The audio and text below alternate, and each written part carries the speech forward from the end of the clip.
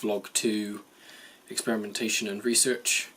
For research, I did some research on a lot of history, mostly East Asian, and most of that was Japanese and Chinese, since that's sort of what I had in mind.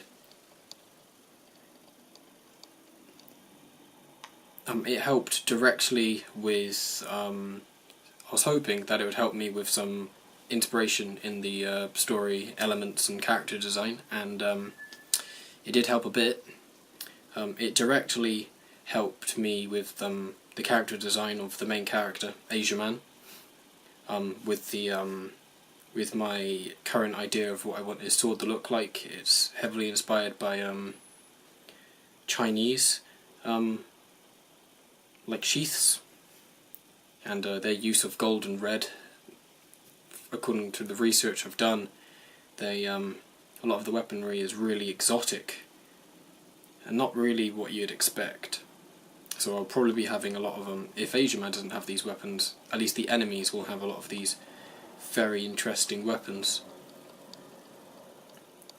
such as this they call it an iron whip, which is sort of, it's a whip made of several metal cylinders connected by small chains, and at the end of these 9 cylinders, I think, there's a knife at the end, and it's quite deadly.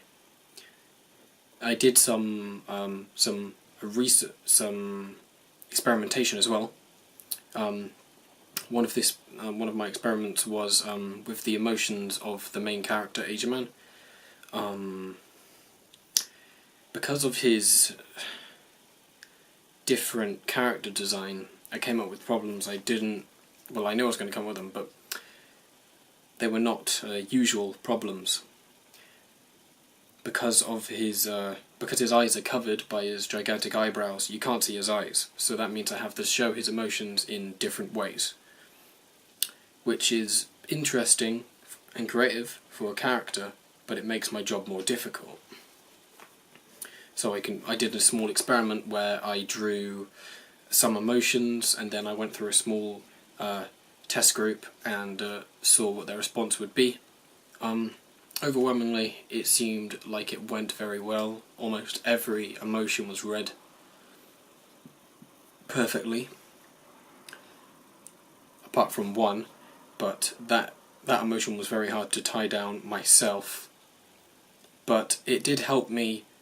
I just drew the emotion because I thought it was an interesting one, but I wasn't really sure what it represented.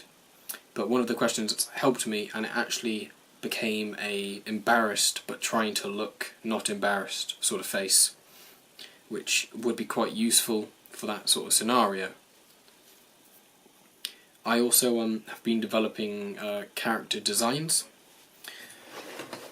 experimenting with different designs. For one, I've been experimenting with Asia Man, the main character. Here's a full body.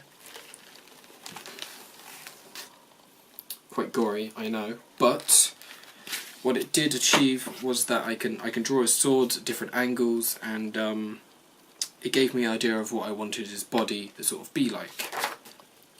I've also been developing a brand new character called Shooter, who will be one of his rivals / companions, and here is one of him. I don't think he's going to have a sword, I just drew it because I thought it looked cool. Here is Asia Man's sword in more detail. This would be gold rings, and this would be red. And this blade is also, I had to do a lot of research on swords. It's called an Odachi, which means great sword in Japanese, I think. Here are a few, here is another character I've been working on, but she hasn't gone very far just yet, but she'll be something, because I need someone to fulfill a youthful character, and I think it should be this girl idea which I've been having. Here's a shooter without a hat. I thought it'd be interesting if perhaps his head is a boiler or something, and smoke or steam comes out of it. It's quite intimidating. Here's one with a hat. I added this little flare, which looks a bit like a demon tail. And here's another one where he looks a lot more outlawish, and I changed it so maybe it's a red flag coming out of its head instead, because he's a red flag. And here is one of Shooter with a reflective surface. It didn't really go well, but I need to show that he's made of metal because he's a robot. Development-wise, I've got a lot more story down. Been working on the first episode. I'm hoping to get this comics first episode quite down, so I can begin drawing as soon as I get onto development, onto production. That is it for now.